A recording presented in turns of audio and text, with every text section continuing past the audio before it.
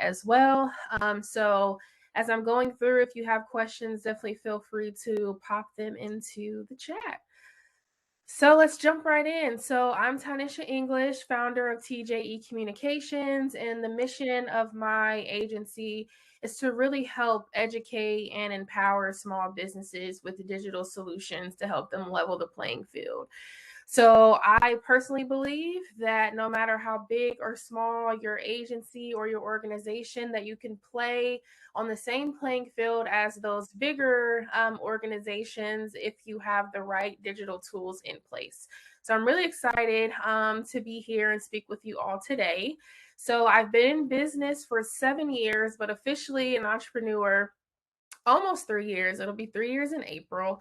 I've worked with national and international brands across multiple industries, and it has been a very exciting journey. So, today we're going to be talking about, first off, what exactly is an awareness campaign? What does that even mean? Then we'll roll into the importance of creating messaging that is inclusive to your entire campus. We'll talk about creating clear messaging and the steps you can take to do that. And then lastly, we will talk about creating messaging that is relevant by keeping your message fresh. So as I go through again, if you have questions, feel free to pop them into the chat. As we go through the different sections, I'll stop and check for questions. So first off, what is an awareness campaign? So an awareness campaign is defined by a sustained effort to educate people or bring awareness to a specific cause or issue. And I know that there was a survey that majority of us have conducted. And then, as Carrie mentioned, with the new Ohio anti-hazing law. So if you're focusing on the survey or you're focusing on the hazing law, this is your opportunity to bring awareness to this issue. And maybe it's not an issue right now, but if you foresee a potential issue, you can also create awareness campaigns for potential issues that may come up on campus. So just repeating what we just talked about, it allows the opportunity to bring attention to an important message. It can become a stepping stone to bring light to potential issues. And an effective campaign can bring forth important and necessary changes to culture. And we'll definitely talk about culture in this presentation as well. So, inclusive messaging matters, and I would hope that by now we all are aware of that. And why is that, right? So, in order to reach people, you really have to understand the culture. By avoiding issues of inclusiveness, you are almost choosing, and maybe not consciously choosing, to marginalize students on your campus that may already feel marginalized in the world. So, I attended Ohio Dominican University, which is a Catholic school. I was not raised Catholic. I'm an African American woman. So you would assume that going into an environment like a small private Catholic school may be intimidating, or I may feel marginalized in that community. However, due to campus culture, faculty, staff, and then even when it came to imagery on campus, I saw a lot of myself. And I was able to be surrounded by other students who look like me, talk like me, and come from the same communities, right? So that's why it's really important to have messaging that includes every student. And it doesn't have to be race, it can be gender, it can be age, it could be students who are able bodied or non able bodied students, right? By ignoring or maybe not thinking about this, it could lead to students remaining unengaged if they're already not engaged, and or choosing to find spaces off campus where they feel safe or they feel like they are included. So you definitely want to make sure you think about this, right? So how can we be inclusive? Do you know who your most marginalized students are? Maybe it's not your students of color. Maybe it's your students who are from different countries, and maybe they're first generation Americans or first generation of even leaving their own country, right? Maybe those are your most marginalized students. It could be your LGBTQIA plus students or students who may come from lower income who may feel marginalized. This is something that you would definitely need to look into your campus databases, having conversations with different student organizations of these groups that may be able to help you identify some of the issues that some of your marginalized students are having on campus. And then think about how are you currently engaging them, if at all, right?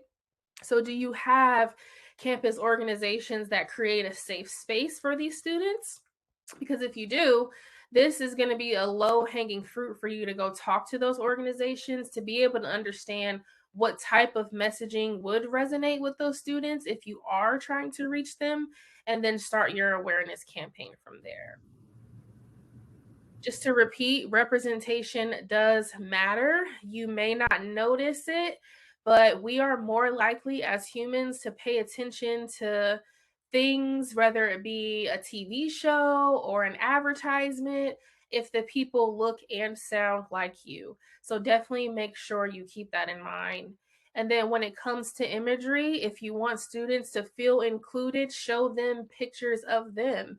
Um, I know even at ODU, like sometimes when we would roll out some new, like on the light posts where, they'll put like the signs on there, it would be students who were current or recently graduated. So you may see somebody like, oh, hey, that's Kevin. I know him. Students want to feel included. So make sure you include that, not even just in the messaging, but in the imagery as well. And I will take a pause for a second to just look at the chat. Okay, cool. I'll keep it rolling then. So, steps to creating clear messaging. So, the first thing you want to think about is who are you trying to reach? Who are you trying to talk to? Is it all students? Is it some students? Some things that you may want to think about is creating. So, in marketing, we create like our customer profile, right? So we think about if we're trying to reach a person of a particular age or race, or they work in particular industries, we create this person.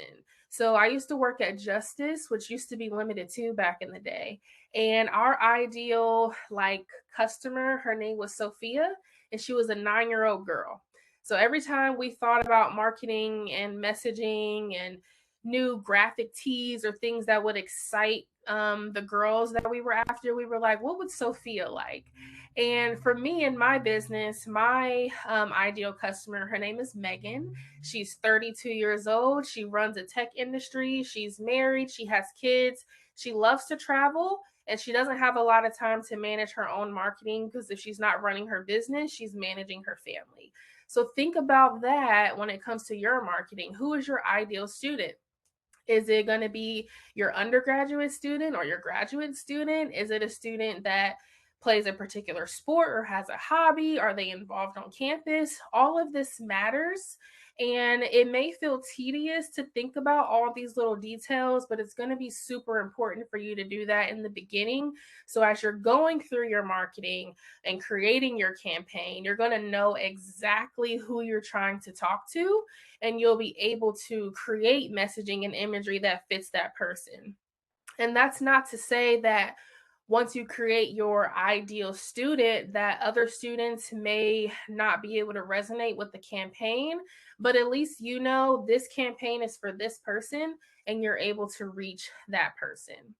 So I put myself back into my Ohio Dominican days and thought about what was I doing in college during my last year of school. So as an example, if I was your ideal student, a little bit about me. I was a first generation college student. I was raised by a single mother. My father was and still is incarcerated. I lived in a home with one sibling. At the time of my senior year, I had one internship. I also had an off campus job. I was studying communications and public relations. I was a resident assistant. And I was also involved in multiple student organizations. So if you're thinking about me pretending that I'm your ideal student on campus, a few different ways that you can reach a student like me. I'm a resident assistant, so I live in the dorm. So messaging in the dorm is a great way to reach a student like me. I have to eat, right? So I'm going to the dining hall, probably breakfast, lunch, and dinner, or somewhere in between. That's another place to reach a student like me. And then I'm a part of student organization. So that's another opportunity for you to connect with this pretend Tanisha ideal student, right? So that's why it's important for you to think about this first, because you'll be able to then understand where this student is, kind of where's their head at, and how can you reach them with your messaging. Number two, what message are you trying to relay? So, do you have a primary message or a secondary message? We have to be clear, because if we're not clear, it can be confusing. So, we're going to talk about the 5 C's to creating clear messaging. So, of course, the first one is clear, right? Make sure this message is easy to understand, and remember, no matter the audience. So maybe you want to think of a hashtag to go with it if you plan on doing any messaging on social media. Maybe you want to make it an acronym. Just as long as it's simple and it's easy to understand, that is number one. Secondly, you want to make sure that your message is concise and to the point. You don't want to distract from the main topic. So, for example, thinking about the survey, I know one of the aspects of it was if students trusted the process through this survey. So, if there is a lot of distrust with this process, that would not be the focus of this messaging, right? Instead, you would want to break down why this process is important, um, and what each step in this process means to get to the end result. So, not focusing on the negative, but instead focusing on maybe students feel like they don't trust the process because they don't understand the process. So instead, we're going to break it down instead of focusing on the negative, and be concise with that. You also want to make sure your messaging is credible. You want to have some sort of data points that you can call back to in your messaging, and you want to incorporate supporting details to strengthen these key points. So, thinking about some of your super involved or very likable students on campus, maybe this is an opportunity to get them engaged so that they can be maybe even the face of some of these campaigns to say, hey, I looked at the data, I looked at the survey results, and yeah, it is saying A, B, and C.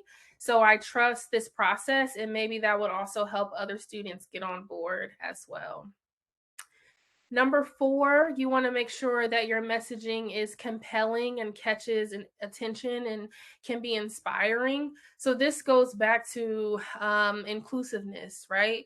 Something that may be compelling for me may not be the same for Carrie. So, you really want to understand who you're talking to, why you're talking to them, and create messaging that will resonate with them. And then you want to be consistent, right? So even if you're using multiple channels like events, or maybe you're hosting a webinar for students, an in person event, or you're having social media, even though you are on these different channels, you can still have consistent messaging that is flexible and able to resonate with people no matter what platform they're receiving that message on. And let me take a pause to check the chat. Looks like we're all good. Okay. If we have questions, though, feel free to stop me. So, what is your true campus culture? So, this may be hard for some of us to um, understand or be okay with. But in order to get to the end result, if we want to change campus culture, we have to be honest with ourselves to know what it is today. So, your true campus culture may not be who you want to be today, but the reason why you are working hard, coming to this presentation to think about um, creating an awareness campaign that may shift your campus culture is important, right? So, do you really understand what drives your students? Is your school known for parties? Do people tend to certain times of the year you have an influx of people who may not even be students because, you're known for this huge thing, right? Or are students conditioned to leave campus? And if that's the case, they're not even engaging in maybe on campus activity. And a lot of incidents or things that are happening are actually happening off site. But in some regard, you may still feel some or have some responsibility for these off campus activities, right? Or do you have more commuters than you do residents? And then maybe the issues that you're having is not even with your residents, it's with the commuters, but they kind of just come to class, do whatever, and go. You really have to understand this so that you can meet students where they are. Trust me, you're not going to get students to come to you with their issues or come to you to make change. You have to meet them where they are, even if it's uncomfortable. You have to level with them to really understand what is happening so that you can help facilitate change. And if you're unsure about the campus culture, maybe you're new, or maybe you just don't get it, simply ask. Asking. It sounds so simple, but it really is. And it can feel scary to have those, one on one conversations with students that may be hard to hear. But these moments will probably give you more insight into your campus than a survey probably ever will. Because data and people are not exactly the same all the time, right? So, if you want to know what your students think, ask them. So, take out the guesswork and engage your students. You can do that by maybe identifying your most engaged students up against your least engaged students, bring them into one room. And honestly, knowing how I was as a college student, you may have to offer some sort of incentives. We love pizza, free t-shirts, or maybe you're getting me out of a class or out of an assignment to come and be a part of this focus group, if you will. So identify those students, bring them into one room and ask questions, but also give them the opportunity to ask you questions and create a safe space for them to really express how they're feeling about whatever issue you're trying to address in your awareness campaign. Any questions about that at all? Yeah, I see none in the chat, so I'm gonna assume not. I'll keep moving. So, keeping your message fresh and relevant all comes down to you just being a little bit flexible. Keep asking questions. When you first put that campaign out there, it's not just like, okay, we took months to create an awareness campaign. We did photo shoots, we got huge posters printed, we've completely transformed the dining hall to include this messaging. We've created all these things. We're going to put it out there and now we're done. No. When you create a campaign like this is just the beginning. Getting it out the door and launch is just the first step. You have to continue to connect with your audience, or at least keep some sort of pulse on your audience throughout the entire campaign so that you can know in what areas you may need to provide further information on if it's causing confusion, or tweak, right? You can also think about launching your campaign in phases. So if you have a budget for an awareness campaign, you shouldn't just see how you can spend all the money in the beginning. And I get it because it's exciting. So you want to create all these things and get them out there. But instead, think about launching your campaign in phases. So maybe there's phase 1, 2, and 3, and they're each allocated a budget so that as you are continuing to ask questions and continuing to keep a pulse on the community, you're able to adjust your messaging, maybe even adjust some of your imagery to launch that second phase of your campaign, especially if it's something super complicated, right? You don't want to just hit students over the head with some huge idea or messaging. You may want to break it down into different phases so that not only does it help with you continuing to keep your campaign fresh, but it's also going to help you to be able to ensure that your message is truly relevant, um and fresh with the times, because you may have started a campaign in July for a launch in the fall, but by the time the fall comes there may be a completely different issue that you want to address. So definitely keep that in mind and don't be afraid to relaunch. I feel like a lot of times, even when working with clients, there's like a fear of like launching something and then relaunching, but you definitely should not be afraid of that, because you want to make sure that your message is not just getting out there for the sake of it, but it's actually being heard and people are actually understanding what you're trying to do. Otherwise, what's the point? Nesh, you do have a question real quick. Okay, let's see. Um Oh, thank you. Okay, so Ahmed, hopefully I said that right. I love the idea of creating a model student client, but I'm struggling with how to do that on campus with a large student body, which is diverse, especially when considering all the considerations. Would you suggest doing different messaging for different groups?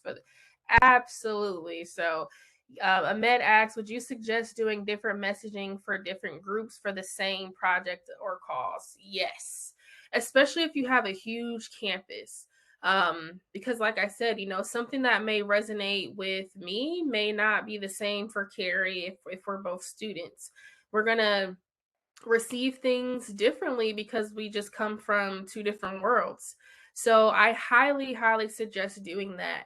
And I think with that point, looking at the different student organizations that you have, they may be able to help you facilitate the type of messaging that would resonate with different students. So yes, I definitely recommend doing that. I know that can be tough. Um, when it comes to budget. I work with a lot of small businesses and nonprofits, so definitely understand when it comes to budget that can be tough. But if you are able to create different messaging with the same idea to resonate with different people, I highly, highly recommend doing that. That was a really good question. Yes. Okay, so secondly, you want to create a safe space for feedback. So in the previous slide, we talked about, yeah, let's ask all these questions, let's get all this information, but you want to create a safe space for feedback too. Again, thinking of, well, for me, as Carrie can probably tell you as a college student, I was not afraid to be outspoken, right?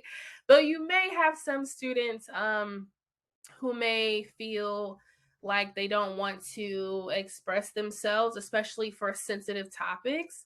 So you want to allow or create a safe space for that. So whether it be like some anonymous box that sits around campus where people can write things on and put them in there, or maybe you have those campus leaders who can take in what they're hearing from their residents, if they're RAs or if they're leaders of student organizations, they can come to you and say, look, this is what I'm hearing from students. This is the feedback that I'm getting, and they can relay that message to you. However you decide to do that, you definitely also want to think about how you will address this feedback. So you don't want to just get it to get it. Because I think what's probably worse than um not having inclusive messaging is to get feedback and not do anything with it. So, whether that be you take this feedback and you consider it for the second phase of your launch, or you create some messaging that addresses this feedback, maybe like a FAQ sheet, like a frequently asked questions, or common concerns, whatever it may be, you just have to create that space, and then be willing to also address the feedback as best as you possibly can.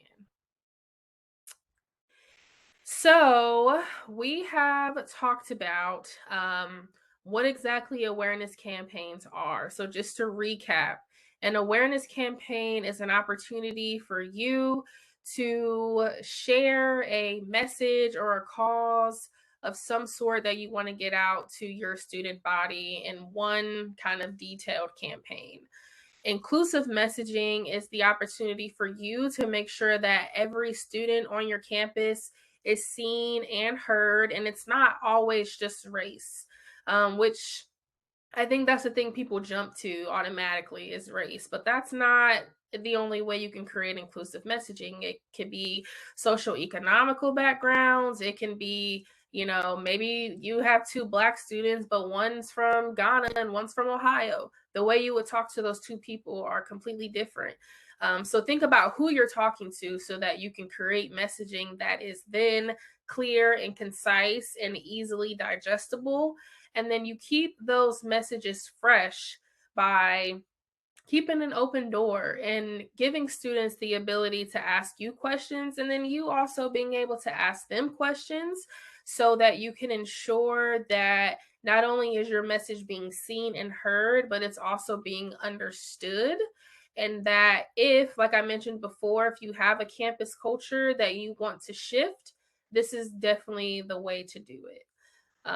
So I will open up to questions about any of this.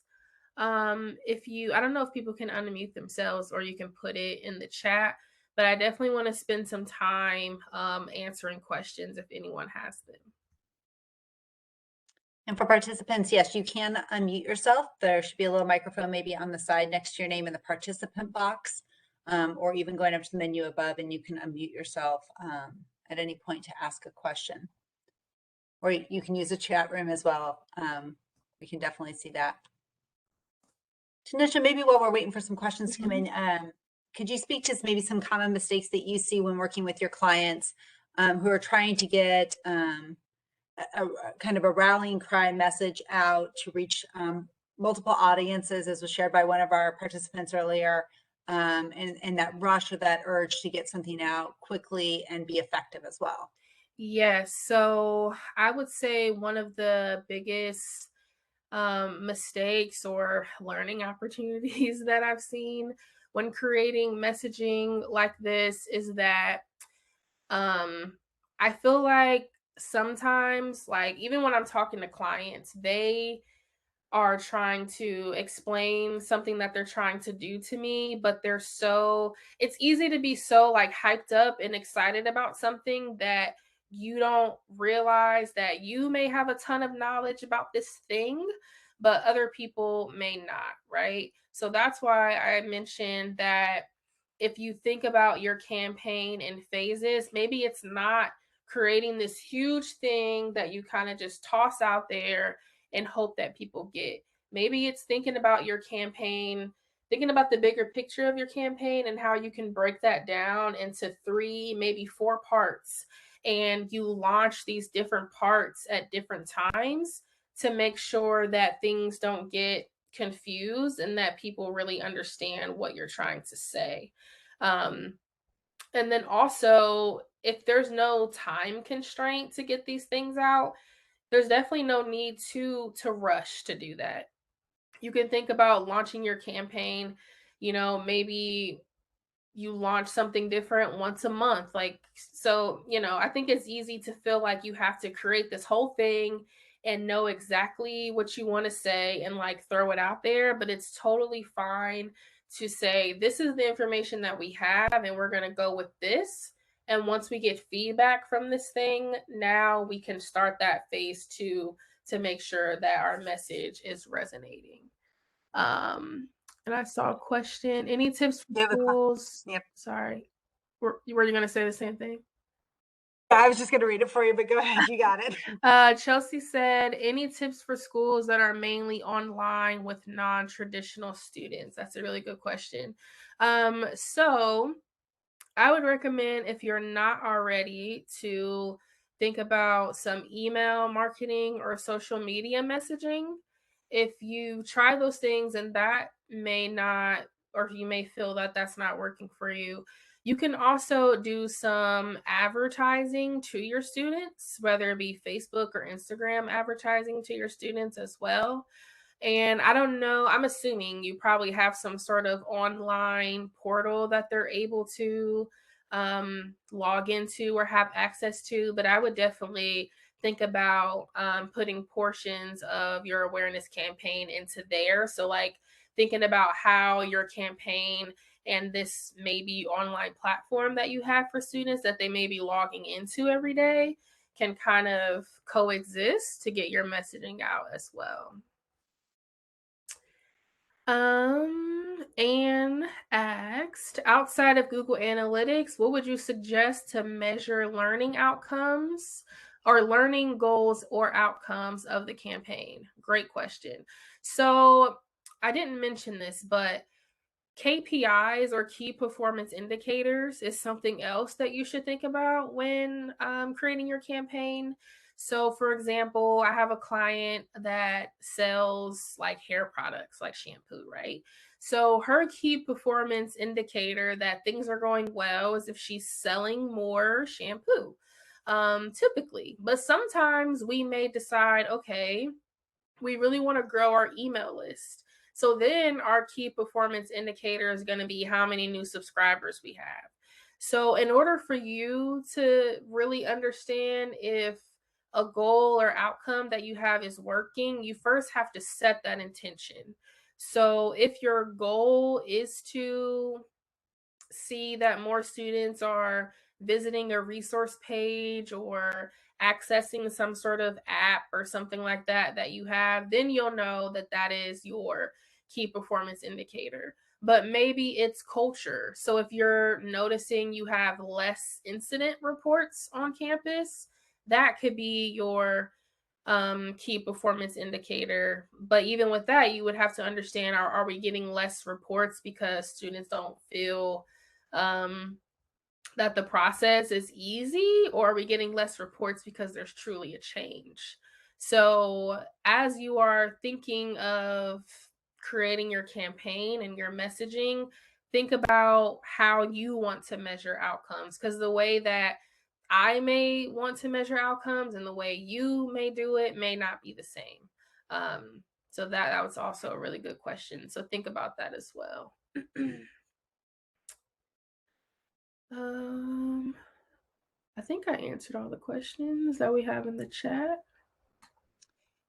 Tonnisha, one other question about, with multiple campaigns going on campus and then normal student advertising for their activities or outside advertisements that may come in, any tips of making your message, so to speak, stand out? I know you've talked about keeping it fresh, which is really important, and doing it in phases, but are there any other tips to help kind of with that wow factor or that at least eye-catching factor to help your campaign stand out a little bit more? Yeah, and to that point, I mean, every day in our lives, we're getting tons of messaging all over the place. But the messaging that's probably resonating with you are the people, places, and things that look like you, that feel like you, or you're getting an advertisement for something like that you usually do or you want to try. So instead of thinking about how to maybe necessarily compete with these different messaging, I would more focus on, if you have a clear understanding of who you're trying to reach, where those students are, and how to reach them. If you're doing all of those things, even if there's other noise, is what we call it in marketing, if there's other noise, your message will still hit the people that you need to hit, as long as you are following those steps by being inclusive, being clear about your message.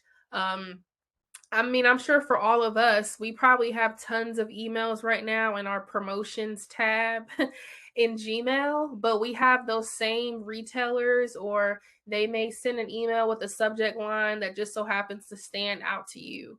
Or you may scroll through your whole email, but you're only looking for the email from Target, or you're only looking for the email from Bath and Body Works, and everything else to you is just noise. So think about it in the same light.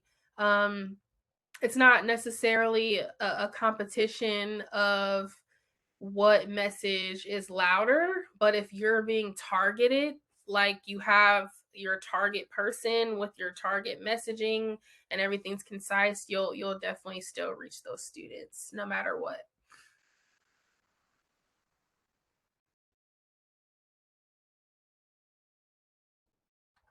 Any other questions from the group?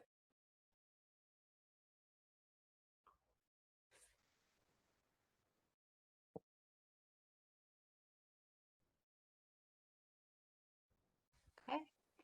Tanisha, any final thoughts or anything you would like to leave them with from today?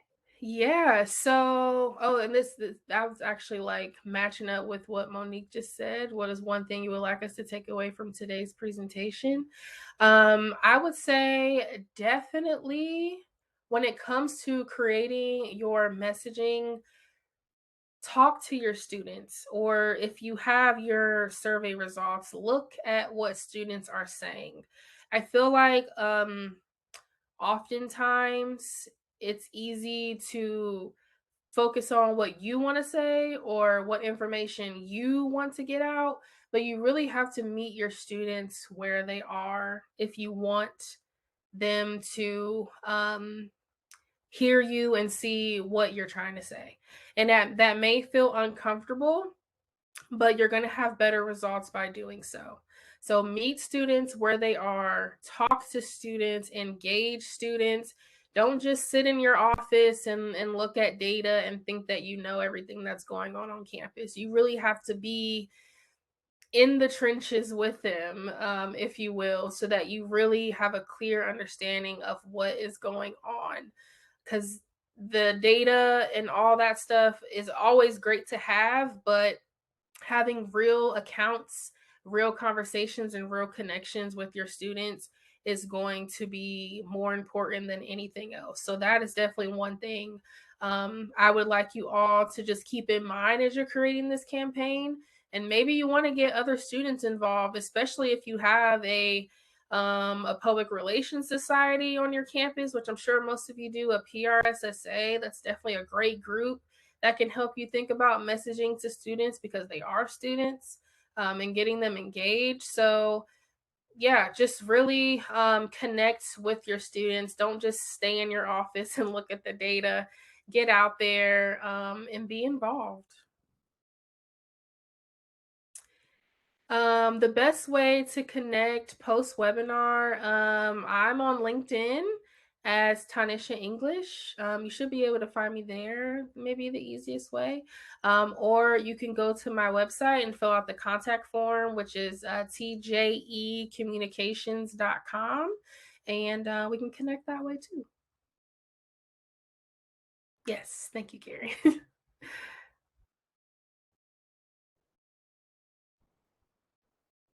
Any other questions from the group?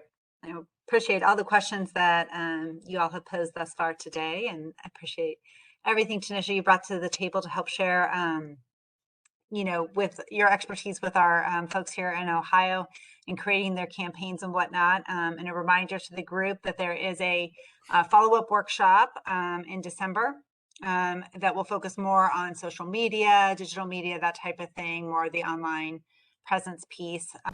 Anything you want to preview for them at this point beyond that, or do you have? Yeah, I was gonna ask if there's a way to get any like questions or concerns about social or just digital in general so that I can make sure that I include that in the presentation. That may be great. Absolutely. So to the group, I'll put my contact information maybe in the chat here. And then if you have anything specifically around social and digital media that you would like for Tanisha to address in that December presentation, if you could get that to me, let's say before Thanksgiving break. That way it gives her some time to review it and prepare effectively. And that gives you guys kind of a solid deadline per your campus. Of course, as a state employee, other than Thanksgiving, I'll be in, so I can get that pulled together and everything. So if you want to email on any topics you would like her to focus on, any concerns you have as she shared, I just put my email address in the chat room. Feel free to send that my way and I'll make sure to get it over. Yes, that'd be great. Well, thank you all of you for joining us today. And thank you, Tanisha, for sharing your expertise once again. So appreciate having you here today and doing this. So thank you all. I hope you have a great rest of your day and take care, everyone. Yes, thanks for having me.